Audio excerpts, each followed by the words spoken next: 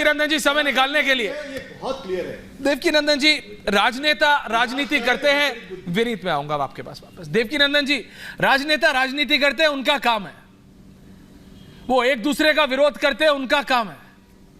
लेकिन मेरे को यह उम्मीद थी, और सिर्फ भारत में ही नहीं दुनिया भर में बसे भारतीयों की, मैं सिर्फ हिंदुओं की नहीं, मैं हर एक भारतीय का कह रहा हूं कि राम मंदिर के विषय पे तो सब एक साथ आ जाएंगे।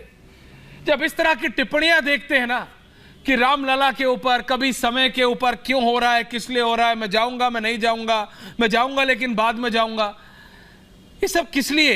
देवकीनंदन जी, मैं आपसे इसलिए समझना चाह रहा हूं क्योंकि जब आप कथा वाचन करते हैं ना, तब भी अगर कोई आपसे टेढ़ा सवाल पूछ ले तो आप उसका जवाब इतने मीठे तौर से देते हैं कि वो समझ जाता है। आज जरूरत है आप जैसे और आपके कथा वाचन की कि हमारे राजनेताओं को भी समझ आए देवकीनंदन जी कि आखिरकार ये कोई राजनीतिक कार्यक्रम नहीं है, ये हर एक भारतीय का कार्यक्रम है। Only Devkinandan Thakur ji, full frame. Thank you very much. Aishwarya ji प्रणाम। मैं आपके सभी व्यूअर्स को बहुत बहुत शुभकामना देता हूं कि 22 जनवरी को भगवान श्री राम पधार रहे हैं और ये हम सब सनातनियों के लिए 500 वर्ष का वनवास समाप्त हुआ है।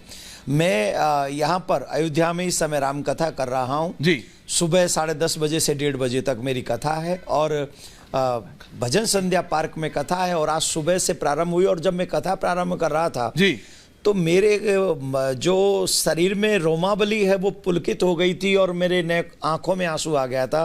वो इसलिए आ गया था कि भगवान श्री राम ने त्रेता युग में मात्र 14 वर्ष का वनवास काटा था, परंतु हम लोगों सनातनियों के अकर्मण्यता के कारण या कहें कुछ परिस्थितियों के कारण भगवान श्री राम को 500 वर्ष का वनवास सहन करना पड़ा।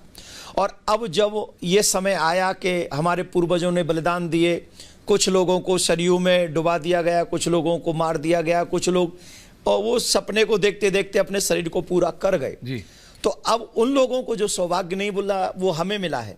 और आज जब हमें सौभाग्य मिला है तो हम लोग किस में लग गए कि भगवान का ये नहीं होना चाहिए, भगवान का ये कार्य अधूरा रह गया, वो हो गया, वो नहीं करना चाहिए, ये नहीं करना चाहिए। और मैं दावे से कह सकता हूं ये काम सिर्फ सनातनी कर सकते हैं और कोई नहीं करेगा इन कार्यों को। पर क्यों देवकीनंदन के तो सब कार्य बोले जैसे भी हो जाए। अब भगवान श्री राम कौन मैं है? आपसे पूछता हूं क्यों। मैं बताइए भगवान कौन है? मंगल भवन अमंगलहारी, मंगल भवन अमंगलहारी।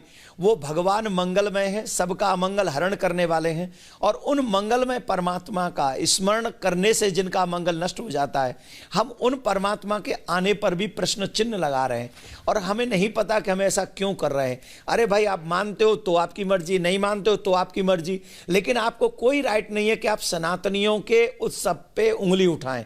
ये किसी को भी राइट नहीं है। मैं यही कहूंगा कि भगवान जब आ रहे हैं तो अगर आप हमारी खुशियों में शामिल नहीं हो सकते तो आप कम से कम हमारी खुशियों को कलंकित करने का या उन्हें हमें दुख देने किसी भी शब्द से वो कार्य आपको किसी को भी नहीं करना चाहिए। मैं तो यही मानूंगा।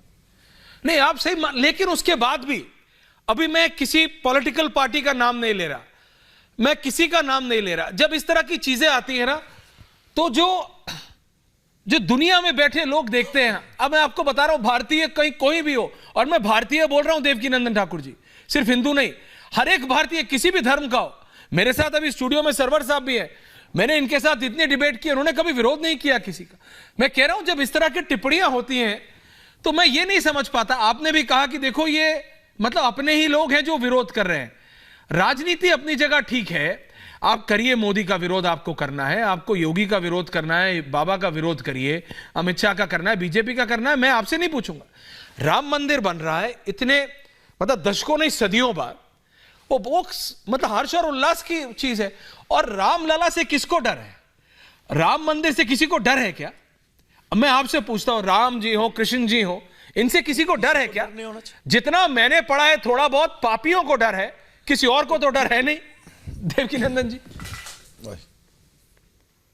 डालो उसको जल्दी। जी आवाज आ रही है आपको? जी आवाज आ रही है देवकीनंदन जी?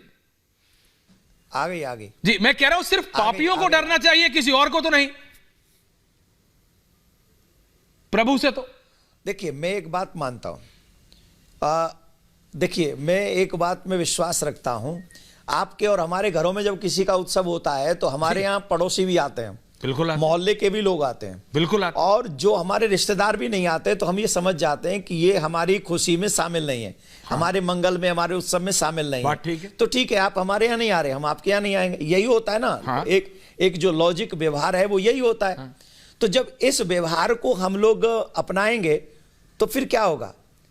भगवान श्री राम के आने से, हमारे यहाँ अयोध्या में रामचरितमानस में लिखा है, राम राज बैठे त्रिलोका, हर्षित भय गए सब शोका। भगवान श्री राम जब पधारते हैं तो सिर्फ मनुष्य नहीं, जड़ भी, पशु पक्षी भी हर्षित हो जाते हैं, उनके जीवन के सारे शोक नष्ट हो जाते हैं। तो फिर वो लोग कौन है जो राम जी के आने पर दुख मनाते हैं? कौन लोग हैं जो राम को मांसाहारी बोल देते हैं? कौन लोग हैं? और उनका उद्देश्य क्या है? उनका उद्देश्य क्या है? उनका लक्ष्य क्या है? आप सिर्फ सनातन को ही क्यों बार बार टारगेट करते हो? मैं सभी राजनीतिक पार्टियों से हाथ जोड़ के प्रार्थना कर रहा हूं, आप राम को मानते हो, बहुत अच्छी बात है, नहीं मानते हो तो ये आपका इंटरनली विषय है, पर भगवान श्री राम पर, भगवान के मंदिर पर, सनातनियों की श्रद्धा पर आप प्लीज कोई कमेंट मत कीजिए। अगर आप करेंगे तो प्रतिरोध होगा, उसका विरोध होगा, और वो विरोध जो है आपके लिए मुश्किल खड़ी करेगा। तो मैं निवेदन करूंगा, क्योंकि मैं आप ही के चैनल पे देख रहा था कि कहीं लिखा हुआ है कि फलानी पार्टी का, मैं पार्टी का भी नाम नहीं ले रहा, उसका विरोध हुआ उत्तर प्रदेश में। क्यों हुआ? क्योंकि आप राम का विरोध करेंगे और आप ठीक कह रहे थे, सनातनी चुप बैठा रहे, क्यों हुआ? नहीं बैठेगा। मैं ये कह रहा हूं, अभी राम मंदिर बन रहा है ना, राम मंदिर, राम जी आ रहे हैं ना, अभी दो चीज के लिए और तैयार रहिएगा। अभी दो चीज, काशी भी आएगा और मथुरा भी आएगा। ये दोनों चीज हमें चाहिए, हम सनातनी हैं, राम, कृष्ण और शिव, ये तीनों जगह हमारी हैं। इन तीनों जगह पे औरंगजेब ने आक्रमण किया है, हमारे मंदिर तोड़े, और हमारे मंदिर तोड़कर हमारी अस्मिता, हमारी जमीर, हमारी आत्मा, हमारे परमात्मा को दुख पहुंचाने का, ठेस पहुंचाने का उसने काम किया है। कोई भी सच्चा सनातनी होगा जिसने हिंदू मां का दूध पिया होगा ना, वो ये अपमान बर्दाश्त नहीं करेगा। अरे कौन किस पार्टी का, कौन क्या, आई डोंट माइंड। अरे ये जो कुर्सियां हैं ना, ये ज्यादा दिन टिकाऊ रहने वाली नहीं है। ये कुर्सियां 5 साल, 10 साल, 10-15 साल, उससे ज्यादा नहीं। लेकिन तुम्हारा धर्म, तुम्हारा राम, तुम्हारा कृष्ण, तुम्हारी पहचान, तुम्हारी आत्मा, ये नैनम छिन्नन्ति शस्त्राणि नैनम दहत पावका, ये थी, है और रहेगी। अगर थी, है और रहेगी तो तुम्हें धर्म की रक्षा करनी चाहिए, तुम्हें अपने संस्कारों की, संस्कृति की रक्षा करनी चाहिए, आने वाली पीढ़ी की रक्षा करनी चाहिए। धर्मो रक्षति रक्षिता। If you save your religion then religion will save you. अगर तुम अपने धर्म को नहीं बचा सके तो तुम्हें कोई नहीं बचा सकेगा। अरे कुर्सी का कुछ नहीं है, आज एक आएगा, कल दूसरा आएगा, परसों एक तीसरा आएगा, लेकिन धर्म जो आत्मा है वो एक है, वो परमात्मा की है। तो राम के आने में दो ही लोगों को तकलीफ हुई थी। जब राम राज्य की घोषणा हुई थी, दो ही लोगों को तकलीफ हुई थी, एक को, एक मंत्रा को। अब ये देख लो, बाकी के तो सब प्रसन्न थे।